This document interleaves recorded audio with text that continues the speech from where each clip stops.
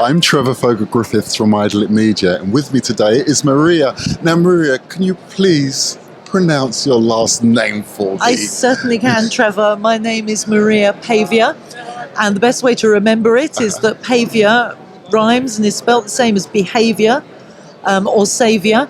Okay. So I'm Maria Paviour, psychologist who knows about behaviour. So Cool. Maria Paviour knows about behaviour. You've That's how made you it can remember. Maria Paviour. God, Paviour. that's just right. Paviour. Paviour, Paviour. There you go. like Well, saviour. Saviour. There we go. Thank you for clearing that up for me. No, it's not a problem. Now, the reason why I have Maria here is because being a psychologist, she can actually help us with certain things that are going on in the world today, especially in the home and in the workplace.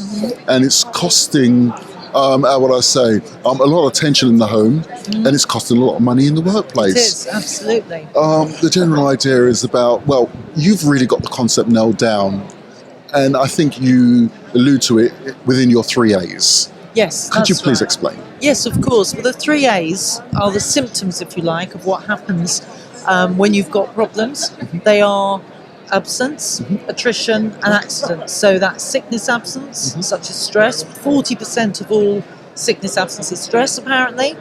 Attrition, which is where people leave the firm or the company.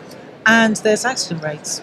And they're all extremely costly for organisations, but they are the symptom of what is actually going on out there. So if you've got high levels of those, you know there's a problem underneath the surface. Well, what I'm going to ask you to do is actually talk about those underlying symptoms that are actually happening. Because, you know, I've seen people, they come home and they're all grumpy, and then they go to work and they're snappy. Could you probably explain to me how these things occur? Well, yes. I mean, one of the things which is interesting at work is that the way that people respond isn't necessarily giving you an idea of what's really going on for them. So we're seeing something which is superficial very often. And a great example is a lady who had gone through bereavement. She'd lost her husband. And at work, what was happening, however, was that she was becoming very aggressive and very difficult. And this made it very difficult for people to know how to deal with her, because they knew that she'd had a bereavement, but they were never sure where she was going to snap or who she was going to snap at. So it was a kind of difficult thing to understand. But that's quite typical. I mean, that's quite an extreme example, but it's quite typical of what happens. And it sort of works a bit like a domino effect, because, you know, she's under stress, creates more stress. So other people, their underlying issues tend to come to the surface, which really and truly, it brings the whole workplace down to a standstill, I would say. Exactly. What can they do? Well, the first thing that you need to think about is what is causing the problem, because there are two aspects, as you rightly pointed out. There's the impact of work upon life and the impact of life upon work. So work in itself can cause stresses which can be taken home, and that will be expressed in a different way from the way that the stresses and problems from home can impact upon work. So with the example I gave you, it's very typical for something like that to have an effect on your overall core, if you like, because that's the core of your being has been affected. Something at home is affecting you. So as a result, you never know how that's going to play out at work. It could be anywhere, or anything could happen. We call it cracking, where people, they have these cracking. If you imagine it like a temple with its 5 pillars holding up the roof, and you've got a nice strong foundation. If there's a crack in the foundation in your core, then any one of those pillars might fall. On the other hand, at work, those pillars one of those might crack. So it might be like support from management might be affected, or your ability to cope with something, or the way you're expressing yourself in your job. These different things could be where it could be affected. So what you do about it is, first of all, you need to know, is it an underlying core issue, or is it a work-related issue? So it's the first question that really needs to be answered. And this is where you someone like you would step in. Well, yeah, very often that's what happens. And the way we look at it is that we don't say, is it a work issue or is it a home issue? We actually take a much more holistic view of it. We ask, is it a cognitive issue? Is there a policy, a procedure, or something like that is wrong? Or is it something which is emotional? And very often that is difficult to express. Yes. The reason it's difficult to express is because our emotional centre has no capacity for language. Okay. So we have no way of actually saying how we feel. Right. What we do is we feel something, makes us feel uncomfortable, and we rationalise it. So, for example, we say, "Oh, I feel really uncomfortable. Oh, it's that person. It's them." Or it's, we've got a really rubbish coffee machine. Oh, this place. Oh, God. It's all the coffee machines rubbish. And you see people venting. Yes. We call it cognitive venting. They find something that they can identify as being the problem. Yeah. Is it a question of denial or a question of blame? It can be both, in fact. It can be both. Blame is nothing more than a discharge of discomfort and pain. So there's an emotional thing going on, and what I'm doing is I'm discharging it. This is what the research tells us. And denial is the first thing that happens when we're going through some form of grief or some form of change. We have to go through denial and fear and all the rest of it through until we get to acceptance. We have to go through all of those things that we recognise: resistance, anger, all of that kind of stuff. So it can be both of those, but the key thing is, how do we know what's really going on? Okay, and I take it that's where you're going to start looking for indicators.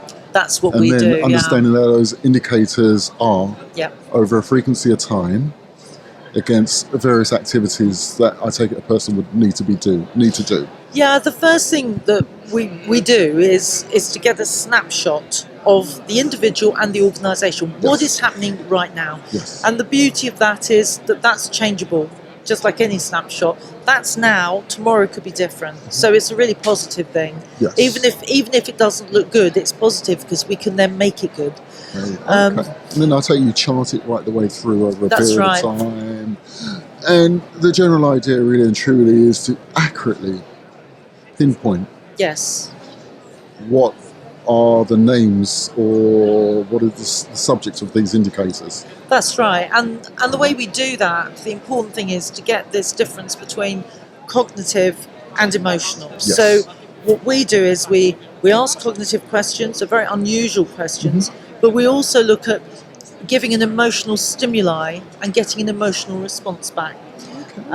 Because we can't ask questions because it stops being emotional because it goes into the cognitive brain.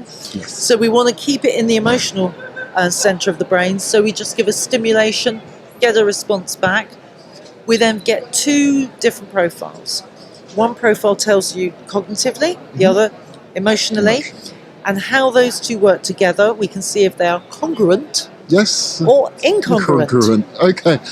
Now, if I remember rightly, someone who's incongruent would actually explain why they smoke by saying, I smoke, but I know it's bad, but I still smoke. And that's how someone would refer to as being incongruent. Yes. Congruency, can I have you please explain that to me? Well, it's kind of like being in balance. Yes. So when you've got two conflicting messages, yes. If I sit here and look at you, Trevor, and go, I feel fine, that would be a good example of being incongruent. Yes. Because what I'm saying and what I'm doing are two different things. And that's very much what we can do. We can see what the emotional bit is telling us and what the cognitive bit is telling us. Fantastic. But what we need is for those two messages to be the same. Okay, so when they are coming together, then we know you're doing all right.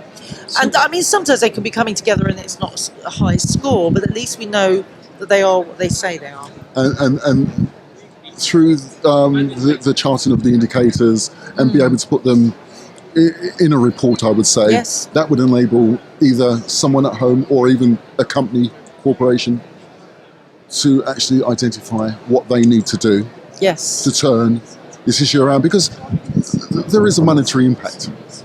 Massive, yes. I mean, it's really important because obviously the resources that we have at work are human beings.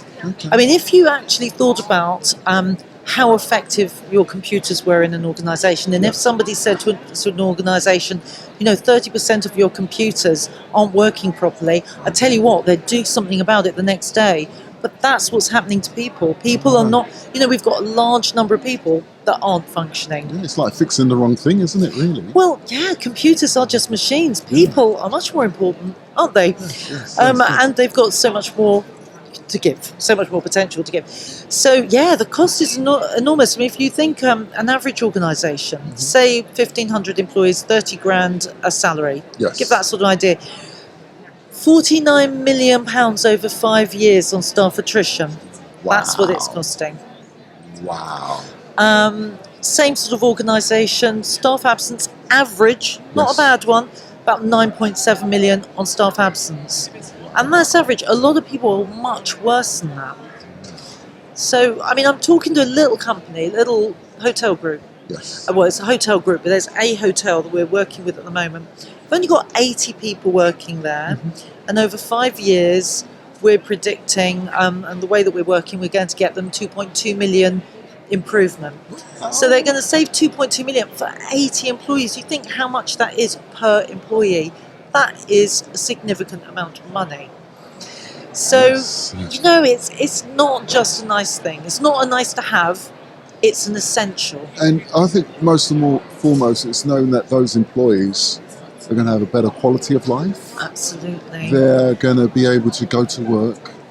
And they're going to find situations and circumstances that's going to be of way benefit to them. Which realistically, again, if we look at the monetary value, I mean, God, the contribution to the GDP.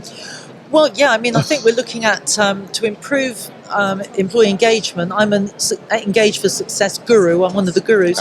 And what we're looking at as a group is about £64 billion improvement. So, it's definitely going to be an improvement to GDP if we really get to grips with this issue and start recognising that our most important resource are our people.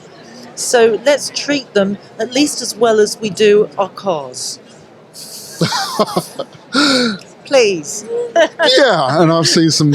Yeah, well, let's not go there. But Maria, before you go, I'd just like to talk a little bit further about some little choice items you've got here. Oh, yes. And Maria, your book, Changing Vampires into Angels: 6 Steps to Heaven in Your Relationship. My, because there's a lot of vampires out there, isn't there? Well, I can identify 6, and I can tell you how you can antidote them. Drive the stake into the heart of your own vampire to start with. It's a positive experience. So we're really into angels, not vampires, and every vampire can be turned into an angel. Wow.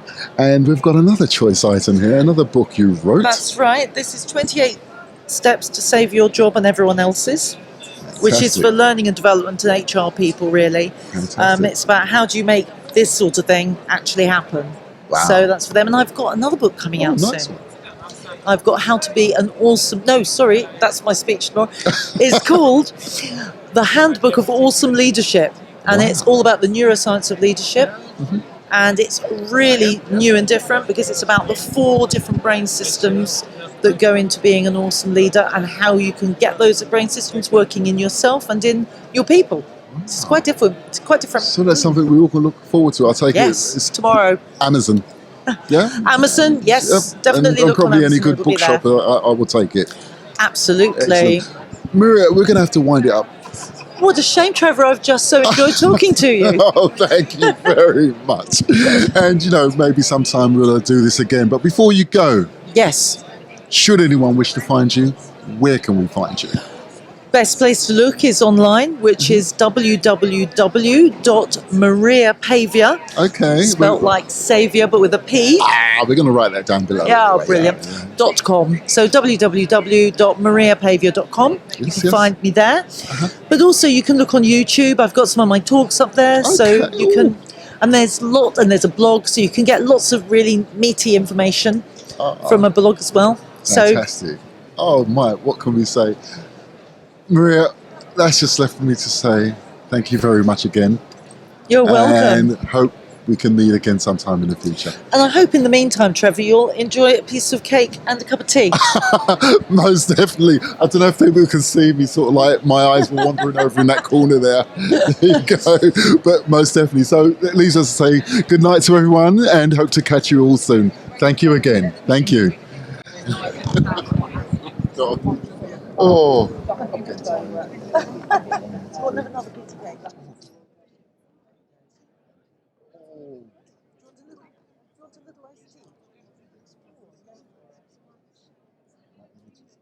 Oh, this will help. This will help. You did well. You did well. There we are. Isn't that dainty? We'll sit and drink tea like this. It's good.